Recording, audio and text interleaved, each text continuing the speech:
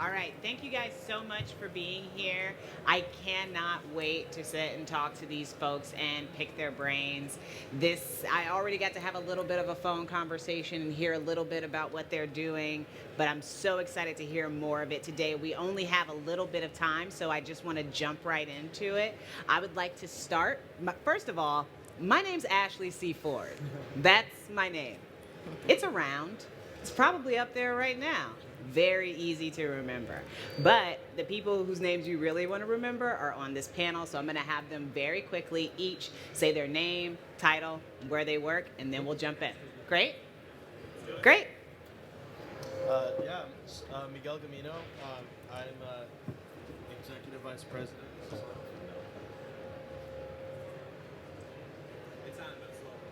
It's on, but it's low. Testing. What? There you go. There you go. Okay. I'm Miguel Gamino, Executive Vice President at MasterCard. I lead the City Possible program. It is my team that put together this amazing plaza. I want to give them a quick shout out. So thank you to the City Possible crew over there. Last year was epic, and they made it more epic. So, and thank you all for being here. The topics and the discussion and the engagement with you all is what really makes this epic. So thank you, and thank you for helping us lead this discussion. My pleasure. So good morning. Actually, good afternoon. My name is Mike Piggies. I'm the Chief Information Officer at the City of Aurora, Illinois. I am also, I consider myself a social entrepreneur and also a City Possible founding member. Good evening, afternoon. I'm Kimberly LeGroux. I'm the Chief Information Officer of the City of New Orleans, and the City of New Orleans is also a City Possible member, and I'm a big fan of Miguel's. We all are. Hi, my name is Kathleen Tobin, and I'm SVP for IDEMIA, and I head up Global Strategic Partnerships for IDEMIA, and MasterCard is a key global strategic partnership. We have the great opportunity of working very closely with Miguel and team to provide products and services for City Possible. Hi, so I'm Hugo Valenti. I'm the director here at Smart City Expo World Congress, and we have been working very closely with Miguel during the past few years and in the past couple of years here with the City Possible program, building very great things together. So in case you didn't know, today we're here talking about how to create cities that work for all people. Cities progress, they move forward all the time, they expand, things have the population growth. But when you're working with, new resources, new technologies, everything that pushes a city forward, how do you make sure that you're bringing everyone along with you? Everyone who's a part of that city. These things are incredibly important because we don't want to lose the heart of a city. We don't want to lose the innate peoples of a city. So my first question for you guys is, how do we ensure that we design solutions that are inclusive of all communities? And I'd love to start with you, Kimberly. What you need to know first is the makeup of your city. So we use data to get some insights on who we were as a city, and as great and as awesome as we are, we have infrastructure challenges that we know of. But what we learned very early on was that 60% of our low-income residents don't have access to broadband. That's an important factor for us. So what we had to do was be intentional about the way we were going to manage infrastructure, what we saw as infrastructure, and that we had programs that were inclusive of all of our residents. So that was our foundation for our digital initiatives and for most of the work that we were doing to be inclusive, understanding what our population looked like and what the challenges were that they were facing. Michael? Yeah, so some of our challenges are very similar to Kimberly's. One is a digital divide, having that access for the underserved. Also, we have modernization challenges in terms of managing a budget within a city government, right? Because we all know that city governments basically manage budgets from year to year. And with life cycle management, you need to be able to plan multi-year, 3, 5, 7 to 10 years. And also public safety is very important as well. We want to ensure public safety is priority number one. And also economic development, making sure that the GDP of the city continually increases. So one of the, I would say, the initiatives and the innovative ways that we're looking at is looking at new business models that create budget and revenue so the cities aren't burdened with the budget. And that is basically a public-private partnership. Looking from a government perspective, also working with private industry and academia to create a sustainable plan long-term, like 20 years. But I can go into that all day, but I'll just stop there because we're short on time. So That's okay. Yeah. Miguel, talk to me about how you decide to partner with these cities and what you're looking for in that partnership. Listen, I don't decide to partner with anyone. No, Right. I mean that. I'm glad you asked it that way because it really is the reverse. It's the fact that what Kim just expressed is going to resonate with Michael and vice versa. And I think what I discovered when I was on the city side of the equation was we had more in common than not.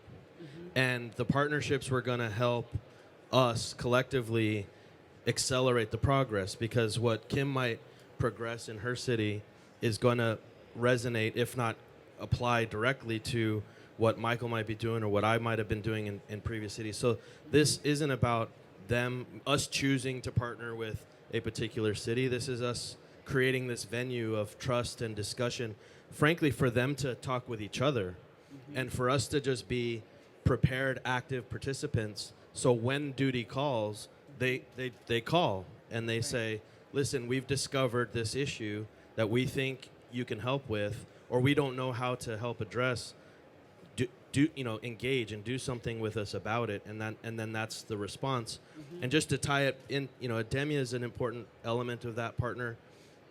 And this whole conference is that conversation manifested annually. And then I think what we're trying to do with the Smart Cities Expo and our own City Possible program is carry that conversation throughout the course of the year and carry that conversation into action through partnership with cities. So it's not about us selecting, it's about us being prepared for the call to action. Fantastic. Kathleen, can you talk to me a little bit about what success looks like for you in your role when a project comes together, when you see something happen that you're like, we're part of that, we help that happen, and that is the reason that I do the work I do? Thank you. So we would say that the elements, or I would say that the elements of success, and as we look at the partnership, and I come with a whole team at IDEMIA who services MasterCard and all of their partners, and the elements of success we refer to as CPI, right? Collaboration, partnership, and inclusiveness. How do we work together with all the stakeholders, developing products and solutions that remove friction for consumers and citizens and bring together financial inclusion, ease of technology, and ease of access. And I would just say, just as we're seeing this just in general, we're just seeing that, whether someone is moving now in a transit line who can now use a contactless card or a bump of a hip to get through the transit faster, whether they're able to access a government building or a corporate building with biometrics for access. So all of those things that we work together with MasterCard and the cities and governments with to bring to technology to the marketplace. Ugo, are there challenges in getting different government departments and private companies working together on this particular idea? Because it seems like, to me, like it would be a pretty challenging call to action. There are plenty of challenges. In my opinion, there was one very big challenge is that they mostly speak different languages between them. And that's why, for instance, I love to have Miguel here because he can see both sides of the equation now, and there needs to be this type of element of trust between both. What we try to do as an event and as a platform itself is to bring them together, both the public space and the private space. And we have been doing this for nine editions, and it starts to work closely. I believe that a program like the City Possible program really helps on that end as well, in the sense that we are bringing together cities so that they can share and they can exchange their ideas. And I love when that happens not only in the American space, but also with, for instance, with Asian cities and Latin American cities, because there's a mix of culture at the same time. But at the same time, I love it when there are private companies involved on that and different institutions involved on the same conversation, because then the language gets shared, and you need to understand what are the opinions of each other, and you need to understand what are the goals of each other, so then you can build something together that is better for our quality of life, basically. Kimberly, how has working with City Possible changed for you your ideas of what is possible in New Orleans? Has that happened? Because it seems like it would be. What's happening? So our mayor is very focused on inclusive growth of our city. And one of the things that we did very early on, we started a device repair program. So just helping the community. And we looked at other models in larger cities like Washington, D.C. and Chicago with inclusive growth. And we just offered a free device repair clinic to get people's devices reconnected to the internet. That was a simple thing. And we grew that, and we started to build on that. The mayor looked at transportation as an essential part of our city and moving kids to and from those clinics, in and out of recreation centers, in and out of libraries and other resources. And she wanted a program that would be inclusive and allow them to move in those spaces. And we went right to Miguel and said, look, we're looking for something that would become more like a city ID for our youth and our seniors or any marginalized populations, to move them through the city and give them the type of access to those resources that they needed. We're not going to bridge the digital divide, give our citizens a level playing field if we don't provide resources. And the whole equity thing means some get more than others, some need more help than others. So this partnership really helped us to flush out what our ideas could be around a program. So it wasn't just getting a card. It wasn't just about the technology, but we also talked about people being underbanked and having solutions that give them access to responsible financial advice or financial resources. And so MasterCard not only talked to us about the possibilities of the technology, but how we could really make some impact. So that was really important for us, to not just bring a technology solution along, but actually bring our residents along so that we are leveling the playing field for most of them. Love that. Michael, talk to me a little bit about, okay, so we're having all these digital transformations, not just in the private sector, obviously also in government. How do we make sure we get everyone's voice at the table before these things are implemented, so that you're not playing catch up or trying to get people into the net who you missed the first time? How do we make sure the net is big enough for everybody the first go round? Right. So, I mean, that whole global network that's basically City Possible actually allows that, because that convening power brings together, again, the city, the private sector, the academia, and it actually provides a platform for us to share ideas. And from the City Possible network, in the city of Aurora, we've actually been able to use those lessons learned that we've basically shared within the City Possible network to deploy kiosks throughout the city of Aurora, which provides digital services for the city of Aurora. We've also been able to look at our procurement process from a technology perspective, and basically to bring on a startup company to manage procurement within city government on behalf of the IT department. We're actually doing the pilot where we're pulling data, historical data from the city of Aurora for the last 5 years to look at economic trends in spending, to see where the gaps and make some correlation, to see where we can focus and basically enhance the community, right? And we can engage the citizens and try to provide enhanced quality of life.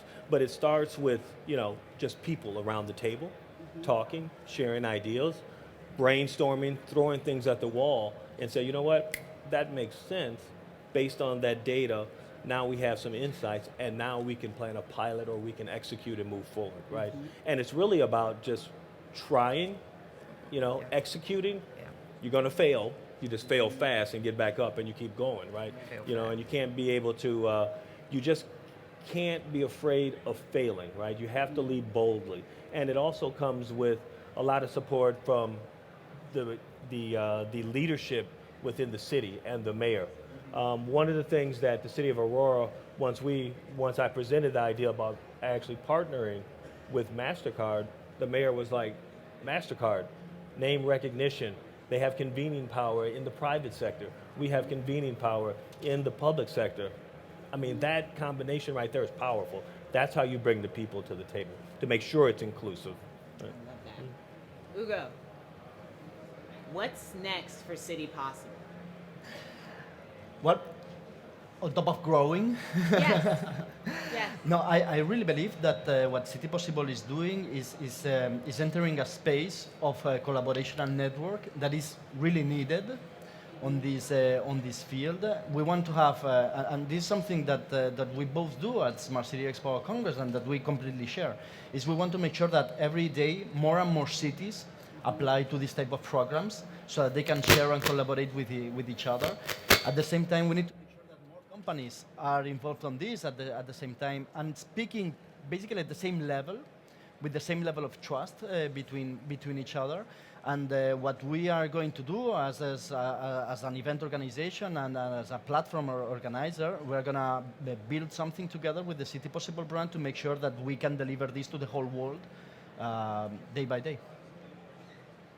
How do you make sure, and this is a question that anyone can answer, but how do you make sure at this point that gatherings such as this, where so many of us are talking about things that could truthfully change the world that we live in, how do you make sure this space most accurately reflects the world that it's trying to change?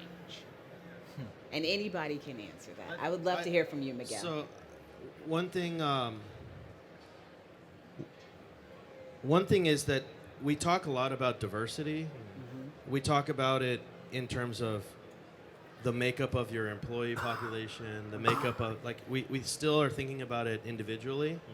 I think for all the same reasons that's important in the workplace or in whatever, I think it's a diversity of the cities that are part of the conversation, right? If you look down our roster, on the back of the t-shirts, we have the list of cities that are members. There are big cities and we'll call them advanced cities, say Dubai, Dublin, Aurora, New Orleans, and there are smaller cities that are not necessarily less advanced, but less recognized perhaps, like Wallandilly Shire. And I think in the beginning there was a question about that, like why this diverse set of cities, and therein lies the answer to your question, is in your question, right? Right. Because we have the opportunity to bring those diverse voices and best recognize the world we're trying to contribute to, and I think build better solutions that way. And I think partnering with the cities and the Congress and things like that help bring the convening power and the conversation. The important element that I think MasterCard plays, because City Possible is not an NGO, right? We are part of the commercial part of the business. That's important though, because we're directed to, not just slightly motivated, directed to take these discussions into action, right? If we don't do that, then I'm calling Michael or someone for a job, right? Yeah. But that's a good thing. It means we're not going to just leave this Congress after having all these really important conversations and feel finished, right?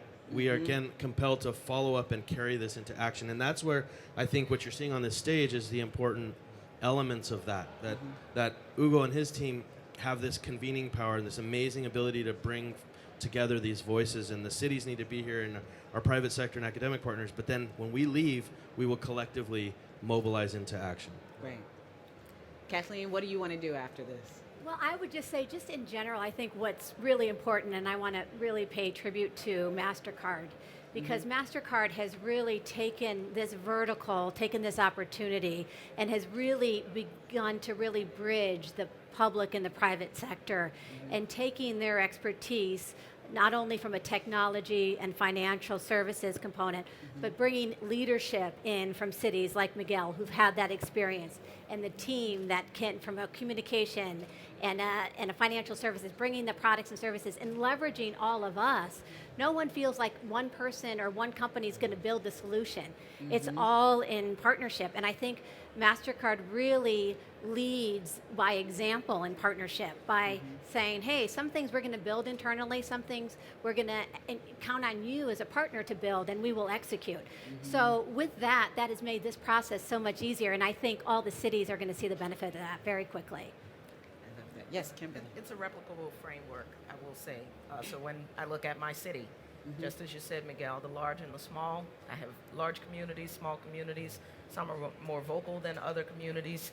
If we took your model, which we are, we're looking at who's at the table, the public-private partnerships, and combining not just our government agencies, but our private sector, bringing them to the table with us, making sure all of those voices are included, singling out the people who ask the question why, and saying, let me explain to you why. That does give us, as a city, a great framework for bringing equitable solutions. So it's really being intentional about being inclusive, but I appreciate the framework that MasterCard is setting up because it's working for us. Right. Thank you.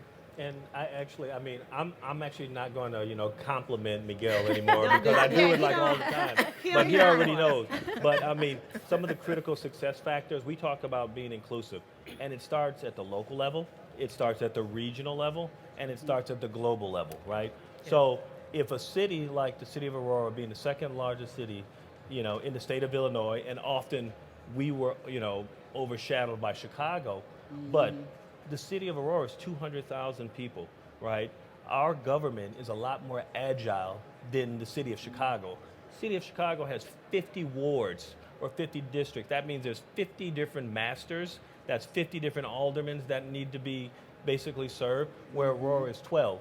If we can take the lead and lead boldly at our level, then we can set the example for those major metropolitan areas and say, we've done it at scale, now how do we expand that, right? So it's really about leadership and focusing on people and making sure that we understand that we're touching all the different parts, right? And if we start local and we go regional and we go global, our partners, those strategic partners who are local to our city or our region, we pull them forward as well, right? So that's how you be inclusive. Just pay it forward, just reach back and pull your partners forward with you. And that'll make sure that, you're touching all different areas, because it's about people, partners, and it's not just about the technology, because a lot of times I look at the technology last, right? Yeah. And it's really about, having a holistic approach in your engagement, right? So, and with that, I'll actually thank Miguel, MasterCard again. Thank you, Miguel. Thank you. We actually have run out of time. Sure. Ugo, I'm so sorry. It's I wish we had more time. He's the boss of this whole thing. He can. You are he the can boss. He can make one more. He can make one more comment if he wants to. It's one very quick thing. It's that what I love about this initiative is that we go beyond the PPP. No, we go to private, public, and people partnership. So it's the 4 P's together. And that's the most important thing, because without the people, we can discuss whatever we want, but nothing's going to happen. And if we include the people here, and we're talking about people here, everything's going to happen. And it's going to happen super quickly. So I'm very happy for that. Fantastic. Thank you so much to these wonderful panelists. Thank you guys so much for coming and listening to them talk today. There will be more happening throughout the day, more happening all throughout the week here at City Possible. Make sure you come back to the stage. Thank you, MasterCard. Thank you all so much. And we'll see you next time. Thank you. Thank you. Thank you.